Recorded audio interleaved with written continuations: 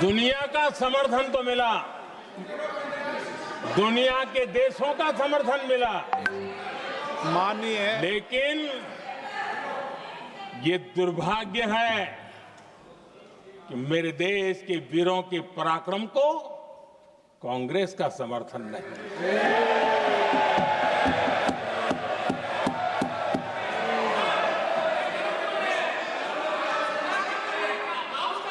22 अप्रैल के बाद 22 अप्रैल के आतंकी हमले के बाद 3-4 दिन में ही ये उछल रहे थे और कहना शुरू कर दिया, कहां गई 56 इंच की छाती, कहां खो गया मोदी, मोदी तो फेल हो गया। क्या मजा ले रहे थे, उनको लगता है वाह बाजी मार ली। उनको पहलगाम के निर्दोष लोगों की हत्या में भी वो अपनी राजनीति तराशते थे।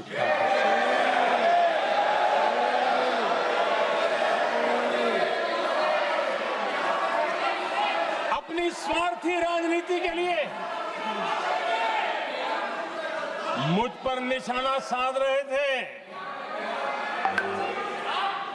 लेकिन उनकी ये बयानबाजी, इनका छिछोरापन देश के सुरक्षा बलों का मनोबल गिरा रहा था।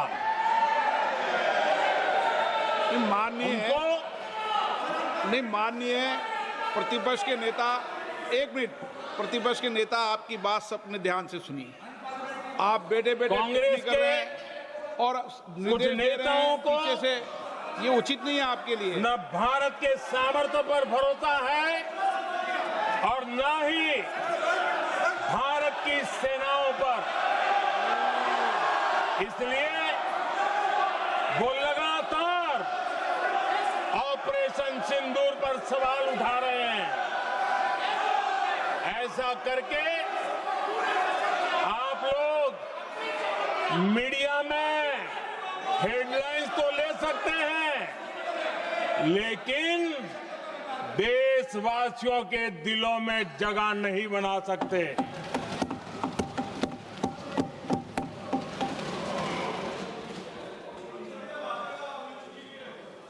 आदरणीय सभापति जी, आदरणीय अध्यक्ष जी, 10 मई को भारत ने ऑपरेशन सिंदूर के तहत हो रहे एक्शन को रोकने की घोषणा की। इसको लेकर यहां भांति भांति की बातें कही गई। ये वही प्रोपेगेंडा है जो सीमा पार से फैलाया गया है। कुछ लोग सेना द्वारा दिए गए तथ्यों की जगह पाकिस्तान के झूठ प्रचार को आगे बढ़ाने में जुटे हुए हैं।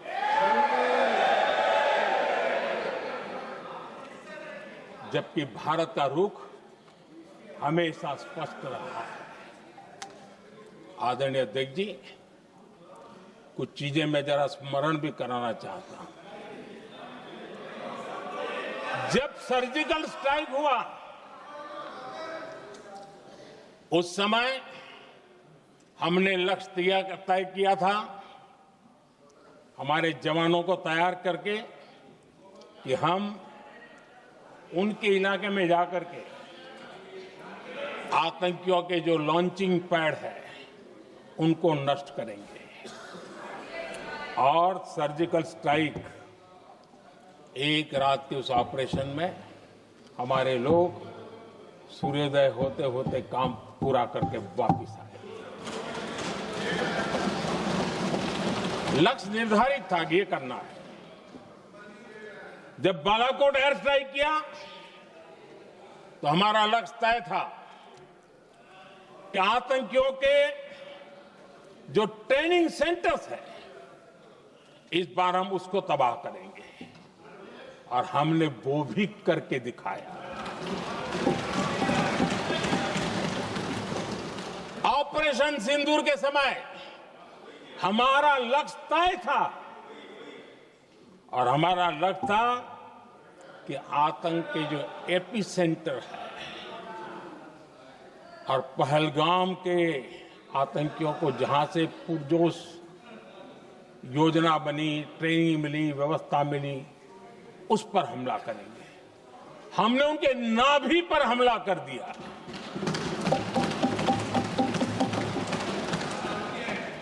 जहां पहलगाम के आतंकियों का रिक्रूटमेंट हुआ, ट्रेनिंग होती थी, फंडिंग होता था, उन्हें टेक्निकल सपोर्ट मिलता था, शस्त्र सरंजाम मिलता था, उस जगह को आइडेंटिफाई किया और हमने सटीक तरीके से ऑपरेशन सिंदूर के तहत आतंकियों की नाभि पे प्रहार कर दिया।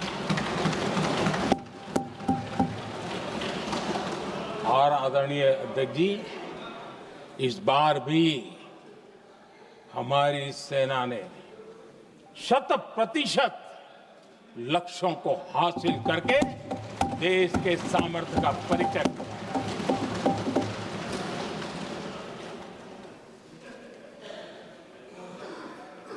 कुछ लोग जानबूझ करके कुछ चीजें भूलने में इंटरेस्टेड होते हैं। देश भूलता नहीं है, देश को याद है। 6 रात और 7 मई सुबह ऑपरेशन हुआ था और 7 मई को सुबह भारत ने प्रेस कॉन्फ्रेंस हमारी सेना ने की और इस प्रेस कॉन्फ्रेंस में भारत ने स्पष्ट कर दिया था और पहले दिन से क्लियर था कि हमारा लक्ष्य है आतंकियों के आका, आतंकियों की जो व्यवस्थाएं जहां से होती है वो और उनके अड्डे, उनको हम ध्वस्त करना चाहते थे और हमने प्रेस कॉन्फ्रेंस में कह दिया था, हमने हमारा काम कर दिया है, हमने जो तय किया था पूरा कर दिया है। और इसलिए 6-7 मई को ऑपरेशन हमारे यहां संतोषजनक होने के तुरंत बाद कल जो राजनाथ जी ने कहा था, मैं डंके की चोट पर दोबारा दोहराता हूं, भारत की सेना ने पाकिस्तान की सेना को चंद मिनटों में बता दिया कि हमारा ये लक्ष्य था, हमने ये लक्ष्य पूरा कर दिया है, ताकि उनको पता चले और हमें भी पता चले कि उनके दिल दिमाग में क्या चलता है।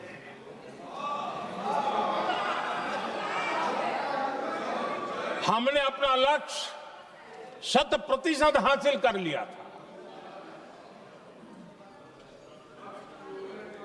और पाकिस्तान में समझदारी होती तो आतंकियों के साथ खुलेआम खड़े रहने की गलती न करता। उसने निर्लज्ज होकर के आतंकवादियों के साथ खड़े रहने का फैसला किया। हम पूरी तरह तैयार थे, हम भी मौके की तलाश में थे, लेकिन हमने दुनिया को बताया था कि हमारा लक्ष्य आतंकवाद है, आतंकवादी आका है, आतंकवादी ठिकाने हैं, वो हमने पूरा कर दिया। लेकिन जब पाकिस्तान ने आतंकियों की मदद में आने का फैसला किया और मैदान में उतरने की हरकत की, तो भारत की सेना ने सालों तक याद रह जाए ऐसा करारा जवाब दे करके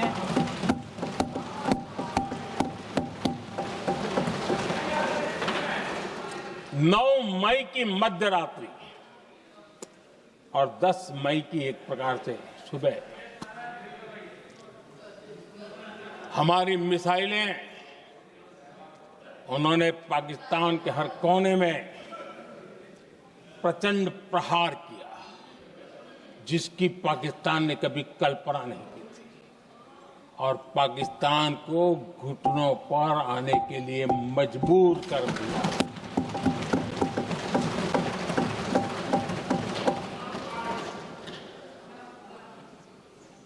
और आपने टीवी में भी देखा है, वहां से क्या बयान आते थे। पाकिस्तान के लोग, अरे मैं तो स्विमिंग पूल में नहा रहा था, कोई कह रहा था मैं तो दफ्तर जाने की तैयारी कर रहा था। हम कुछ सोचे पहले तो भारत ने तो हमला कर दिया। ये पाकिस्तान के लोगों के बयान है और देश ने देखे हैं। स्विमिंग पूल में नहा रहा था।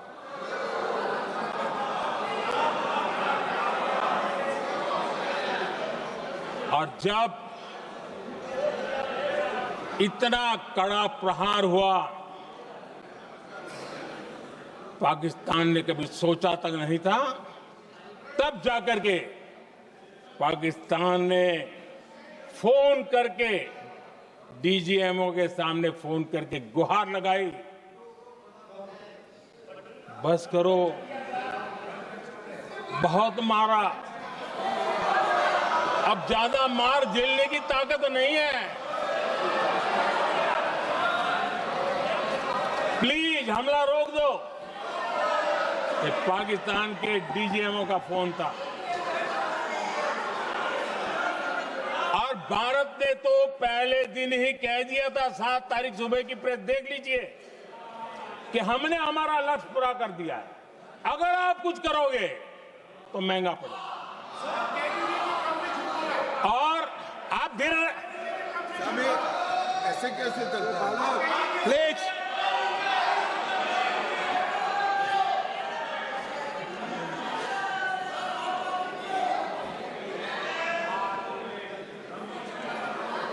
मैं आज दोबारा कह रहा हूं, ये भारत की स्पष्ट नीति थी, सुविचारित नीति थी, सेना के साथ मिलकर के तय की हुई नीति थी, और वे ये थी कि हम आतंक, उनके आका, उनके ठिकाने, ये हमारा लक्ष्य है।